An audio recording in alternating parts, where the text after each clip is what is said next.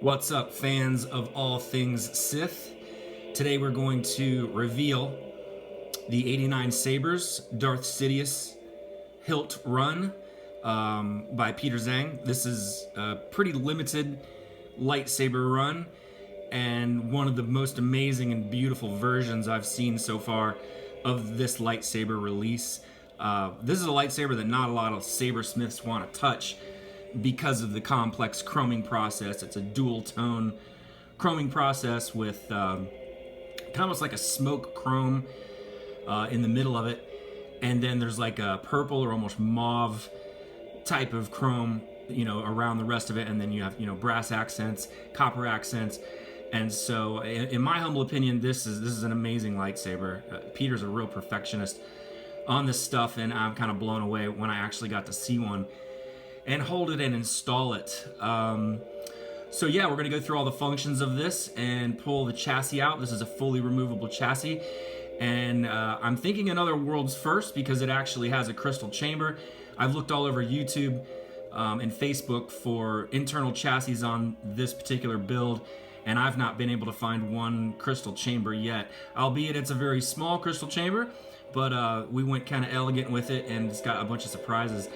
Again, this is a Master Maltese and Master Jeff Chong collaboration, and I'm always impressed with his ideas and the things that he throws at me to try. And so I'm really happy, super happy with this build. I'm very proud of it. And it took quite a while. I think we're going on about 6 to 7 weeks now, and finally got it locked down and exactly the way we wanted it. So let's go ahead and show off the case first. Of course, it's Darth Sidious, so I thought to myself, this deserves something acrylic all the way around that really shows this off, kind of flashy. And then in the background, you can't see it right now, but when we turn the lights on, you'll be able to see it. But in the background, there is the throne room cutouts in the Death Star windows. And when you turn on a white light behind it, you actually get a star field coming through the windows. Turn this on, and you can see the ships in the background in battle. And so I laser etched this on the back side of smoked gray acrylic, and pretty happy with the way that turned out. I like it a lot. Let's hope Jeff does too, because this is a surprise. He didn't know about this part of the build, and again, surprise, Master Jeff, on your acrylic case. It's got a mirrored bottom on it, so we get to see it from all angles. And it has, I went for the kind of hovering lightsaber effect where it's got clear cradles that just hold the bottom of it, and you'll see why that's part of the theme of this lightsaber when we dive into the crystal chamber. So to get this out of here, it's a little bit tricky, because what you have to do is, I got the gloves on, so they're slippery. Let's see. And by the way, this is another white cotton glove reveal, because this thing is a serious fingerprint and dust magnet, so that's why it needed a case to let me pick it up, pop it out of here. And so how this works, there's the base, how this works, and the base is removable, the mirrored part of it. So Jeff, you can decide whether or not you want to display it with the mirror on the bottom or not. But the way the case works is it's literally hovering in there, just like this. You have to tip it up on its side, reach up inside, grab the lightsaber, turn it at an angle, push it in the corner, and gently pull it out. Hey, look at that. So, the font I have playing right now is the last font on the lightsaber, and it is Sidious's theme. This is his theme music by John Williams, and it's the last font on the saber. And so I set it up, it's gonna be loud, set it up like the Star Wars glass flex that I did. Let me shut that down. So I set it up like I did the glass flex Star Wars theme, and it'll play the music, and then you can interact with it on the final font. So when you turn it on, what I did was take just the movie soundtrack for Darth Sidious's theme, drop it in place of the hum, and then used all lightsaber samples without the hum mixed in. And so to start the music, you just do this. And here we go. It begins Sidious's theme. And I think it's about 5 or 6 minutes, you know, of the theme music that plays, and then you can interact with it.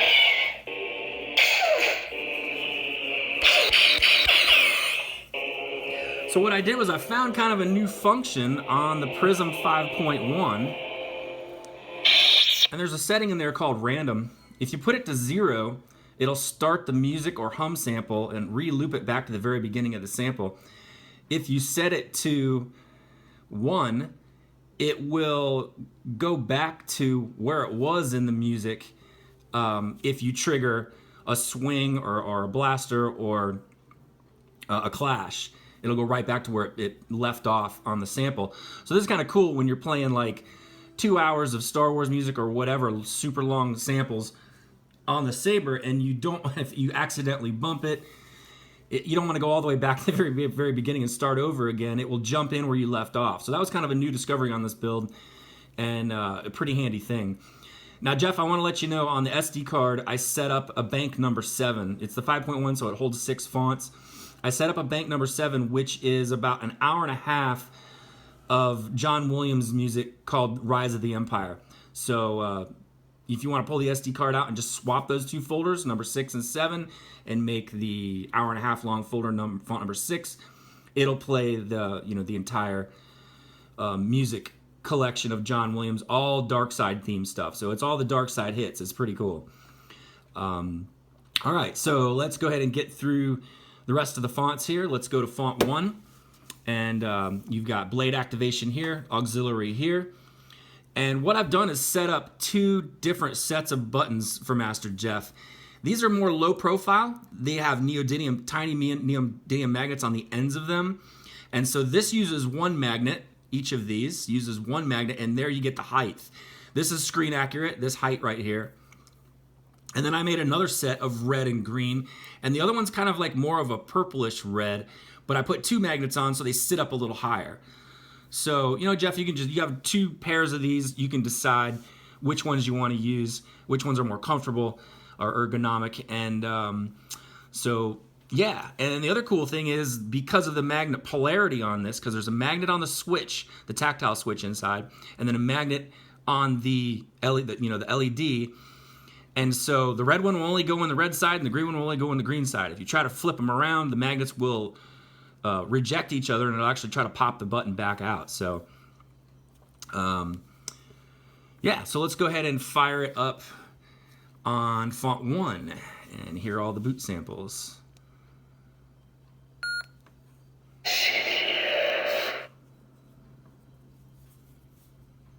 The first font is No Mercy, which is, I think, an incredible font. They pulled a lot of really good samples out of this. It's either from the Clone Wars or Rebels. I can't remember. I get the 2 mixed up. There's 2 of them on here of the Darth Sidious battles, and I understand why the font makers really like the sounds from the animated series, because they're nice and clean. There's no music in the background, so these are just really good Sidious samples. So here we go. This has got a sweet hum on it. And clashes. Swings 5.1, beautiful.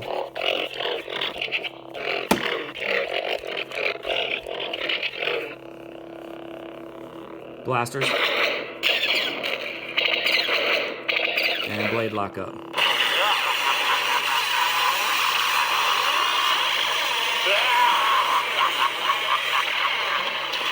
So I put lots of Easter eggs in here for Jeff as he goes through. I won't give them all away, but you guys get the point. Now, one of the other things that Master Jeff chose, and I've never set it up this way before, but I really like the outcome, is he wanted to go with a Tri-Cree,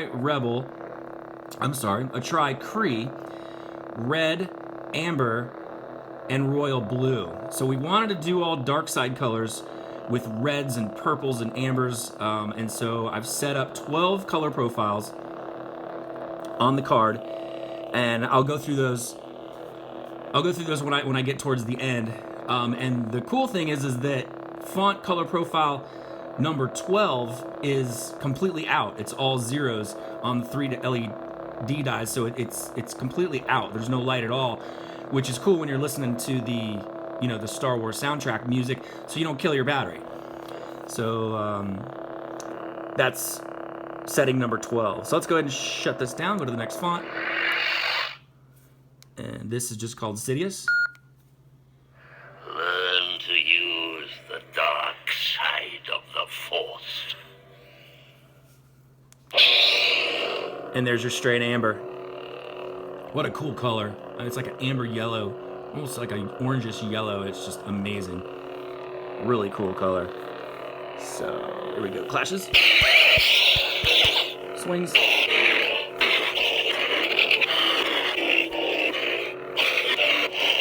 Gotta love the 5.1.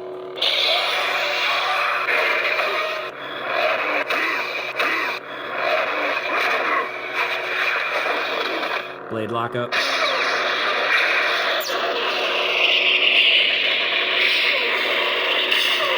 Very happy with the sound. These sabers are tough to get loud because you only have 23 millimeters of space for a Railmaster or a Soundtrax, and it came in square and I had to Dremel it down and get it in there. But very happy with the bass. It is a bass speaker, so this thing turned out pretty sweet.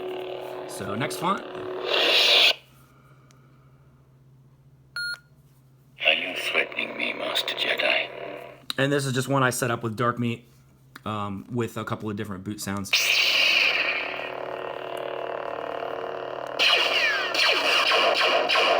Blasters, swings, dark meat. And so I did something special with the blade lockup. Here we go.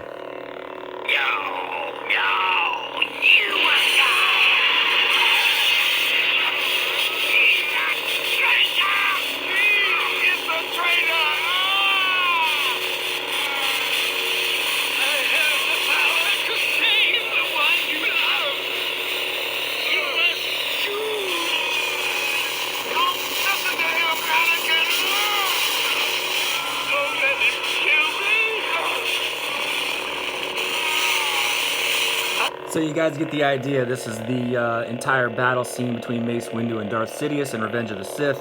And of course I set it up with a purple blade just as a reminder to the whole Vapad style of lightsaber fighting by Mace Windu. And so yeah, that's the scene between those two. So there, one Easter egg.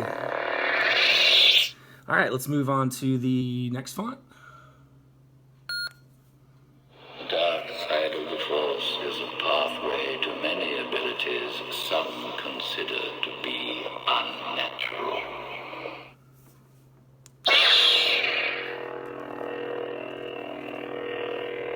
And so this was one of the fonts off of the Crystal Focus, and again I edited it. Now, young Skywalker, Another Easter egg. you will die.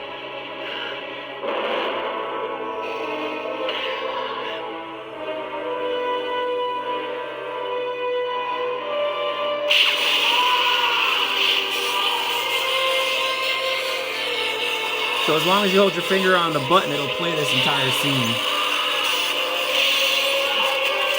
So you guys get the picture on that. This is like a mix of the red dye and about 50% of the amber dye, which makes a really crazy kind of red color. Blasters, purple flash on clash. All right. And then we'll move on to the next font. And so Now you will experience the full power of the dark side. So I set this up kind of like with a long movie sample and a hum mixed in, and this is what we get. Another one of my all-time favorite scenes from the prequels. With a red blade. I hear a new apprentice you have, Emperor. Or should I call you Darth Sidious? Master Yoda, you survived. Surprised? Your arrogance blinds you, Master Yoda. Now you will experience the full power of the dark side.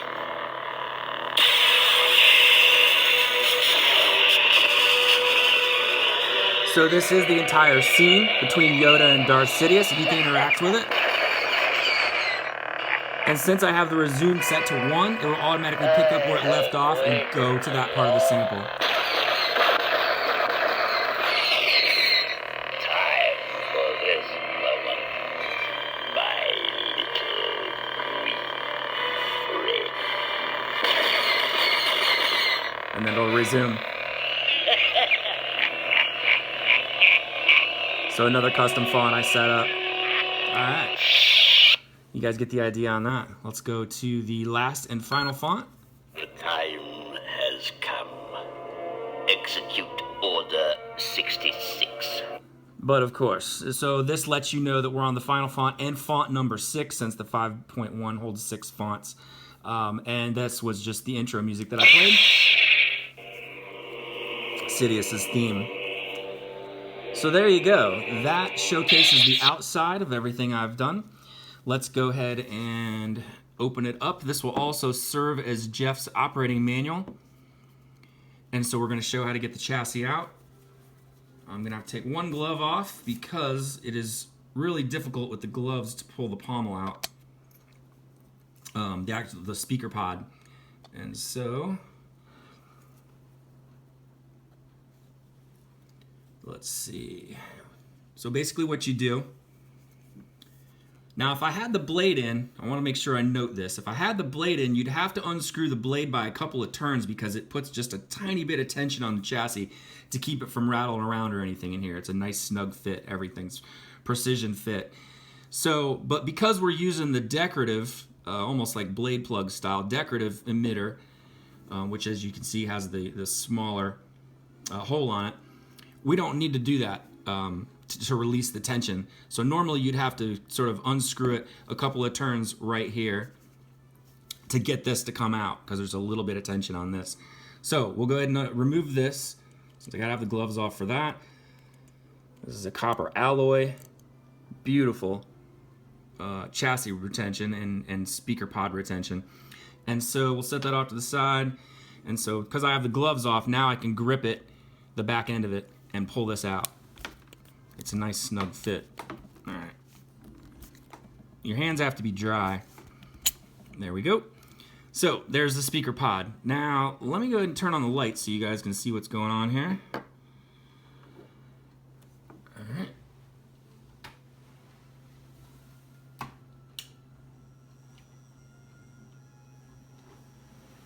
Okay. Let's put the glove back on.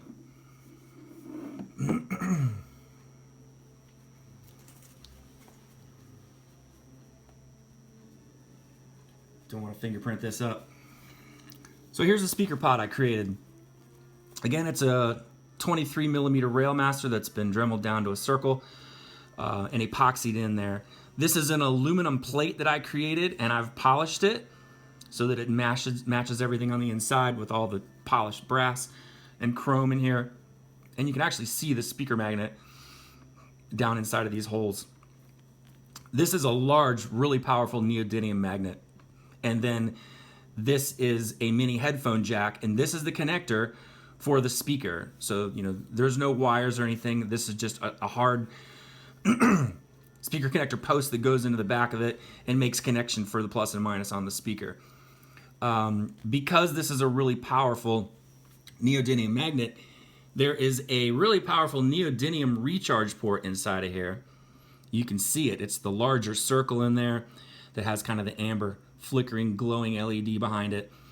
And this is also a magnetic USB charge port. And so when you put the speaker pod in, this magnet grabs onto that one in there and makes this a lot more secure. And when the chassis is out, it keeps this from rotating on the mini jack plug. So that worked out really nice. I'm very happy with that. So there, that covers the speaker pod. Loving the sound on this. So to remove the chassis, you're going to, in this case, unscrew the decorative emitter, your display emitter, because it comes with two different emitters, one for the blade, one for display. Thank you, Peter. It's a great design. And then I have precision machined the magnets in here so that they meet perfectly smooth with the switch tops. And so the magnets are not in the way of the chassis sliding out. And let me turn this upside down, and when I pull this out, you probably see the red magnet from gravity drop down once it gets away from the magnet. So you give it a push, and there you go. Then the green one comes out. There. So once they're away from the magnets, they just roll out of the way. And if you want to keep them together, they just stick together. So let's go ahead and push the chassis out. Here we go, reveal time.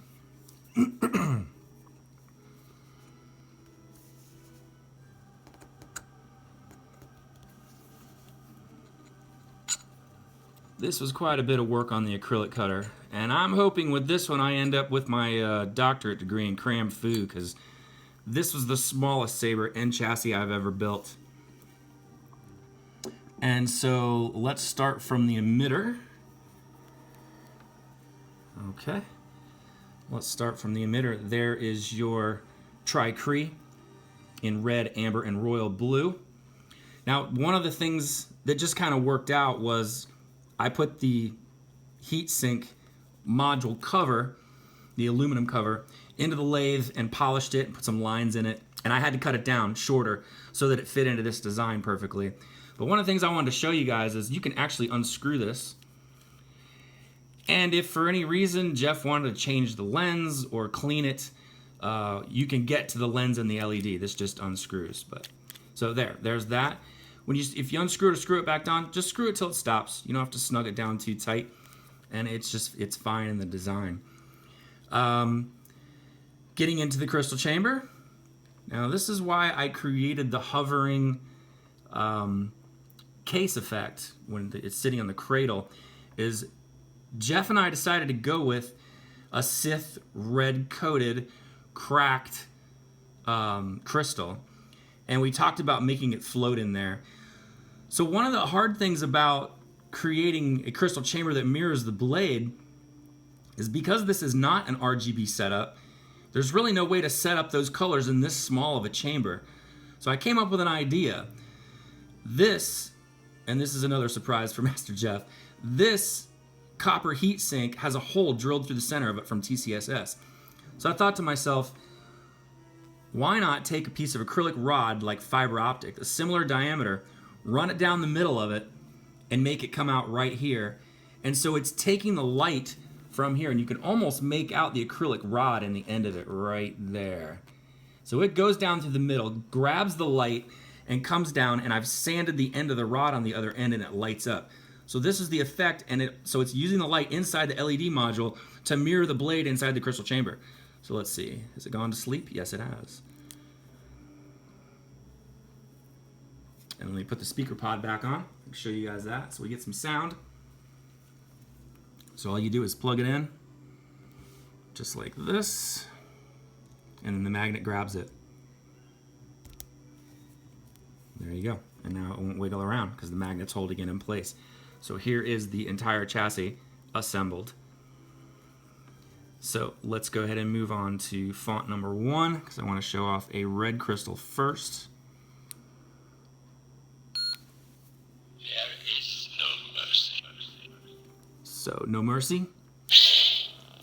Now, here you go. So hopefully you guys can see in there, but what Jeff and I decided to do was make it literally a hovering crystal. And so it looks like it's like anti-gravity, just holding it in midair. And so when I cracked this crystal to make it fit and shaped it to fit inside this small of a crystal chamber, it's coated red and the end of it is clear. So I put it in this direction because the clear end goes towards the light and illuminates the crystal much brighter. Let's see, hopefully we're gonna focus. Yes, we are.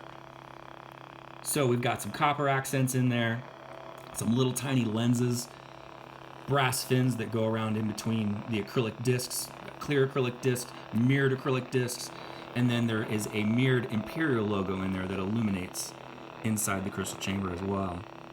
Now let me cycle through the colors because I want you guys to see how this blade mirrors. There we go. Alright. Let's see if we can do this with the gloves on.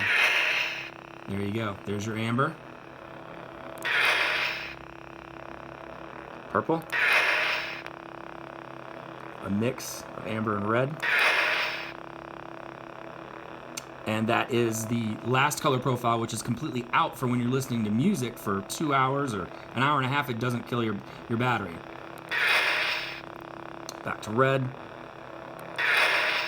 Amber. So you guys get the idea. This mirrors the crystal chamber because, you know, it's going through the fiber optics on the inside. So let's shut her down. All right. Moving down the chassis. Now that we've covered the crystal chamber, the switch part of this was the most difficult part to figure out and design. And what these are chrome tubes that used to be round, and I flattened them evenly and then clear coated them because they would tarnish with your fingerprints over time. It took a few weeks, but I had to replace these in the middle of the build and actually coat them with clear coat to keep this stuff from tarnishing. And the same with a lot of the greeblies in here. But anyways, these are 2 tactile switches in here for your main and aux. And there are white flickering LEDs that are hidden inside these tubes, and then the wires run down through here and look like fiber optics because I used my 30 gauge silver mil-spec wiring in the whole build with the copper as well. And so there's your neodymium magnets on the main and auxiliary, and that's how we get the red and green tactile switches on the outside to illuminate when it's inside the chassis. So you can probably see the battery through there. That is coated in a chrome mylar tape underneath it all. Let me flip it around to the front, and there you can see the chrome mylar tape. And then there's some fiber optic acrylic rods that run from here all the way down into the acrylic part of the chassis, where these are all acrylic discs that were cut and all lined up and shaped, almost like reverse 3D printing is basically how this works. I've always wanted to build a chassis like this, and so this kind of turned out to be the only way I could pull it off with this small of a build, because the tolerances between the 3 structural rods here, here, and here is so thin that when I tried to use a metal tube, it was just super thin, it wouldn't fit. So the acrylic cutter cut so precisely that I was able to incorporate that into the build. I also had to drop down from a 440 rod to a 256, which is a very tiny size, and then order a bunch of new hardware for it because I haven't really worked too much in that size before. But there we go. Acrylic disc here, clear acrylic disc here, and then we threw in a bunch of greeblies around the middle of the build. And as you get further down, you can see an amber flickering LED that's attached to the power on. The power on is attached to the power on pad as well in the Prism 5.1, and then the red button when the red button's inserted. Let me show you how these guys work. Let me set it down for a second. The neodymium part of it. So there's your green button there. This actually looks kind of funny when you do this. There's your red button there. So that's how it shines through. So getting down into the clear part of the build, when you flip it over, what I've incorporated is, I got these from Germany, and it's like a red calculator 7-segment bubble. And before you install it or anything, it looks, with the prongs, it looks like kind of a spider with the 7 legs that come off the bottom of it. Well, I directly soldered those. I paired them up, and I directly soldered them to the 4 accent LED pads on the card, and we got some really cool effects out of it. Let me get the buttons off here, because it's harder to push with those on. And so when you turn it on, I think right now it's still on font 1. It has like an accent, flashing, and depending on what font you're on, it'll flash slower and slower. So this is the fastest of the pulse, because we're on font 1. And so when you fire it up, it also changes the rate at which the glyph animation, and I kind of wanted it to look like lightning, but the glyph animation will actually go really fast on the 7 red segmented LED. So here we go. And so it actually looks like some type of like red electricity or lightning going on in there. And it's set to random. So the 7 segments are just kind of going crazy in there on random. So let's shut it down. That shows off that part of the LED.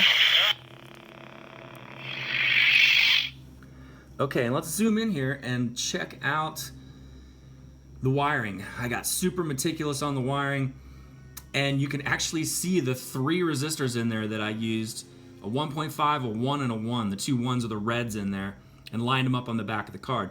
Another trick that I did was I wanted the sound card, the 5.1, to match this build. So I actually got in there with a Sharpie and colored the card silver and copper. So like I colored the card silver, and then all the electronic components I colored copper on the top of them. So because you can see through this chassis, almost like glass, it matches this build. Otherwise it would have been like an awkward green looking card in there. So yeah, so let's see, that covers this part of the clear chassis. Let me go ahead and remove the speaker pod again.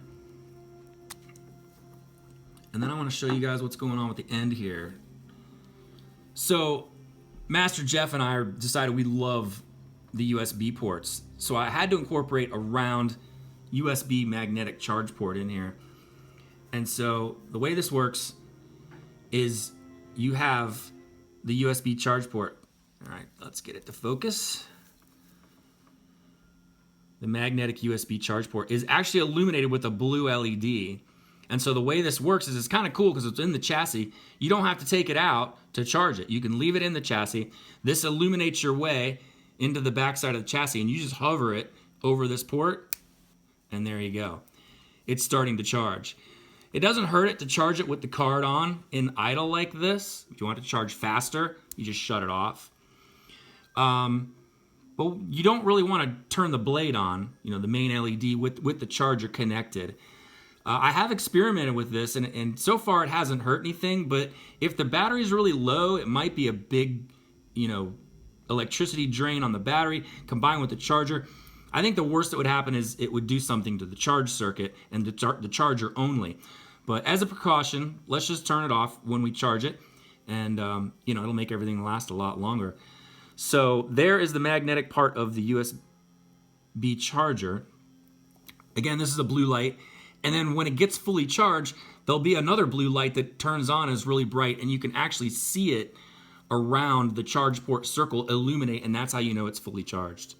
So there, that covers that part of it. And then of course this is your SD card access, tweezers in and out, very easy, and your power switch on the back. And then this is your mini headphone jack. And so we went with mirrored acrylic on the back, and it actually is a very close match to the finish on the lightsaber. All right, so let's go ahead and put this back together. I'm gonna pause the video and then come back with a blade demo. I'll go ahead and reassemble the lightsaber, and then I'll come back with a blade demo. All right, be right back. Okay, so I am back to show the reassembly instructions for the chassis, getting into the hilt safely, and then we'll go into how to attach the blade, and we'll go into a blade demo. So, here we go. Now, one of the things you're going to want to remember to do is turn on the power switch on the chassis before you put it in the hilt, because it's kind of tough to get to once you get it inside the hilt, unless you want to re-pull the speaker pod. So let's go ahead and fire it up, and then you're going to get to see the way these two magnets grab each other as it goes into place. Here is your speaker pod with the headphone jack. You just line it up, and you can see the two magnets will actually pull it together once you start to push it. And there you go. So now it won't swing because of the two magnets again. So there's the entire chassis. I made it a nice snug fit going into the hilt. And so you're going to want to slide it into the hilt with the emitter, or the blade emitter, which I'm about to show. You're going to want to slide it in first. And the way that you do this is you see the hole on the speaker pod right there. You're going to line that up with this hole right here when you go to slide it in. So we slide it in from the back side, and then you can see the hole on the speaker pod. We'll go ahead and slide it into place. Nice and smooth. It's a very snug tolerance, which is good because we don't get any rattling. And then you're gonna see it come into, the hole come into view, and there you go. So then you're gonna take your copper retention screw here, go ahead and screw that into place. You wanna make sure this is all the way in. Be gentle with the threads because it is a copper alloy mix. And so if you feel any tension at all, kind of back out, start over again. And so there, now that's snug into place. Now we're gonna use the other higher profile and slightly different reddish purplish LED. This has the 2 magnets on it. And so I wanted to show you guys, if you try to put the green in the red side, it'll just reject it. See, so I'm pushing down on it and the magnet's actually pushing it back up. So we'll put the green on the green side and the red on the red side. And now you're good to go in your switches. I don't know if you can see that on camera, but it's a slightly different color. It's more like a reddish purple versus a bright red. I had a few of these old school LEDs laying around, and so I was experimenting with the different colors. These are the ones that Peter supplied that are more of like a true red and green. And then I had some other ones. And this turned out to be more of like a purplish red, which I thought looked pretty cool with the Darth Sidious. So, to attach the blade, the way this works is, what's beautiful about this design that Peter Zhang came up with is there's no need for a blade retention screw. What it comes with is a silver ring. It's like a silver emitter retention ring. And you epoxy that onto the end of the blade, and then epoxy also the emitter onto the blade as well. So these are 2 pieces here and here that go onto the blade, and then you just insert this into the end of it, and then you can either rotate the blade or the hilt or both, and there it goes, rotate it into place. Now you always want to do this after you put the copper key in, because again, when this tightens, this puts just a little bit of, like a 1/4 of a millimeter of tension on the chassis to keep it from moving around in there and keep it snug. So if you want to remove this screw, just rotate this counterclockwise, loosen it up a little bit, or you're going to find you're going to have a hard time getting this out. I did that on purpose. So here we go. Let's rotate the blade all the way in till it's just snug, and there you go. So Master Jeff wanted a clear blade with diffusion material, which I thought was a beautiful match for this because it actually makes the blade look chrome, and the hilt is chrome as well, so these match really nice. Now before I fire it up, I want to show you guys something real quick that Jeff and I talked about working on, and that is the Lightsaber blade tip. And so him and I both saw a video on the Facebook groups where Dmitry Shatuk had taken a blade tip, a bullet tip, and hollowed it out. And it wasn't easy. This took a couple of days. This is the original. This is a solid one that has not been hollowed out. But it takes a couple of days with a Dremel and a drill to get it hollowed out. And as you can see, these don't match very well. They never have. I've never been a big fan of these just because if the mirror's in there, it stops the light. This looks really dark. They just never are very smooth. So let me see if I can get this out of here with the gloves on. Nope. And so I'm going to set that so you guys can check it out. That is the one that's been drilled out. Let me take the glove off. Get this original tip out of here. There we go. Put the new tip back on, the one that's been hollowed out. And so what's really cool about this is the light is able to travel up inside the blade, or up inside the tip, and it makes it look a lot fuller and lights it up, and the tip is insanely bright on the very end of it, which I think is much better looking. So, hint, hint, Master Tim at TCSS, if you watch this, it'd be awesome to have some hollowed out blade tips. The toughest part is getting it smooth and sanded to match whatever material you use in the main part of the blade. But let's go ahead and light it up. You guys can see what I mean. So on camera it washes it out a little bit, but way better looking than the original. The original just looks dark, and so this is a much better match. So hopefully one day we'll get some hollowed out clear blade tips, and it'll make these look a lot better. So yeah, here's the length of the blade. I try to get super meticulous with the blade diffusion film. No debris in there. Really difficult to do. You got to make sure it's a dust-free room. Nobody's walking around, and that keeps all of the dust out and particles. So, do a little flash on clash. And power it down. Go to the next font. Learn to use the dark side of the Force. And so we'll cycle through the colors real quick. There's a purple with like a mixed in blue flash on clash.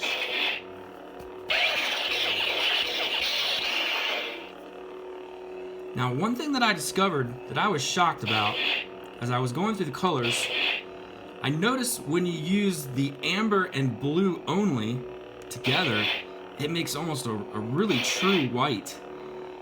Not that kind of purplish white we get. And so let me see if I can find it. That's out.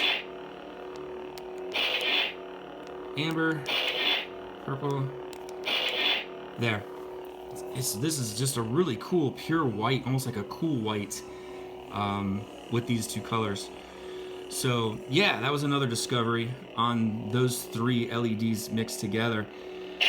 So there's a blade demo. I did want to show you guys one more thing before I sign off.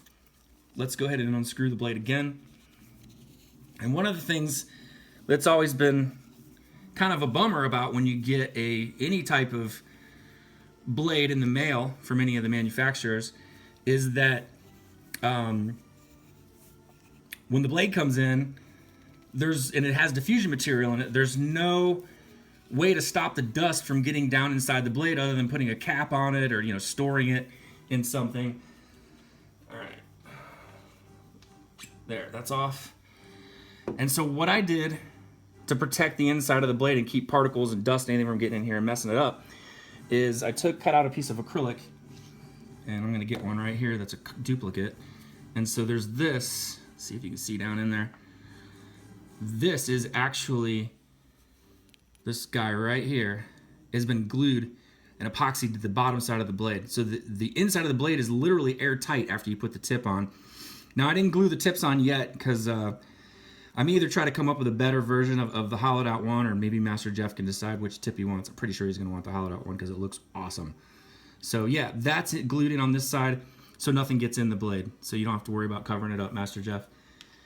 All right, I think that pretty much covers everything. If I think of anything else, I'll come in and make an edit and add it after the fact. Go ahead and screw on the decorative emitter. And I literally cannot think of anything else to bring up about this saber. So we're gonna go ahead and sign off. Thanks a lot for tuning in, guys. Always, always, always. And may the Force be with you. Until next time, JediArmsDealer out.